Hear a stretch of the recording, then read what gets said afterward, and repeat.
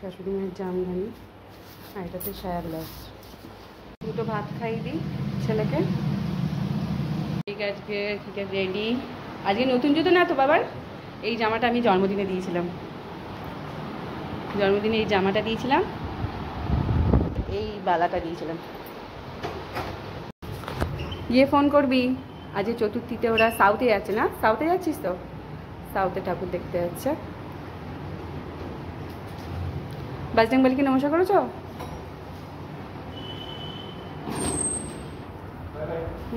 By. গিয়ে phone করবি। চলো চলো চলো চলো, আজকে হচ্ছে শুক্রবার। শুক্রবারে কি মেনু করেছি চলো দেখায়। এই যে গরম গরম ভাত। এখন কিন্তু 9টার মধ্যে আমার কিন্তু মোটামুটি রান্না কমপ্লিট, দেখতেই পাচ্ছ ভাত হয়ে গেছে। আর এই যে এখানে করেছি ওলের তরকারি, হাতটা কিন্তু একটু ধুয়ে এলাম সেই জন্য। আর ওলের তরকারি যেহেতু মানে আঁশেটোর ব্যাপার আছে তো ওই কারণে।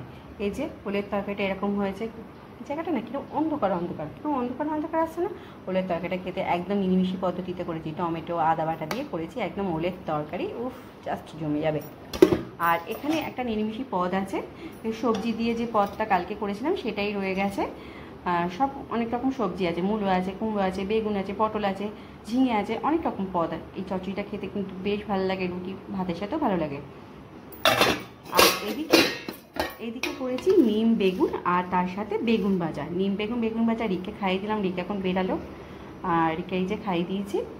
আর কি আছে চলো চলো দেখাই। এই দেখো এখানে আছে মাছের ঝাল, লাইটটা ধরালাম। এখানে আছে মাছের ঝাল, মাছের ঝাল না বেগুন দিয়ে একটু হালকা করে মাছের ঝাল, এটা মাছের ঝোল করেছি, বেগুন দিয়ে একদম হালকা করে মাছের ঝোল করেছি। কিন্তু পেঁয়াজ টিয়াজ না, মানে কালো জিরে না, 5 ফোড়ন, কাঁচা লঙ্কা, টমেটো ফোড়ন দিয়ে বেগুনগুলোকে ভেজে নিয়েছি। তারপর নুন হলুদ একটু জিরের গুঁড়ো একটু কাশ্মীরি লঙ্কার গুঁড়ো দিয়ে একদম নামিয়ে দিয়েছি। আর এরকম হয়েছে দেখতে। আর এটা একটু আলাদা রাখবো, যেহেতু আঁশেটোর ব্যাপার আছে তো সেই জন্য এটা একটু আলাদা রাখবো। এই যে হয়েছে আজকে দুপুরবেলার মেনু। সকালবেলা একটু বেরিয়েছিলাম রাজারহাটে, ঠাকুরের কিছু জিনিসপত্রও নিয়ে এসেছি। আর মানে কিছু স্থান বাকি ছিল, কিছু কেনাকাটি বাকি ছিল, সেগুলো নিয়ে এসেছি। আর তোমাদের দাদাভাই এখন দেখো মুদিখানার মাল চলে এসছে।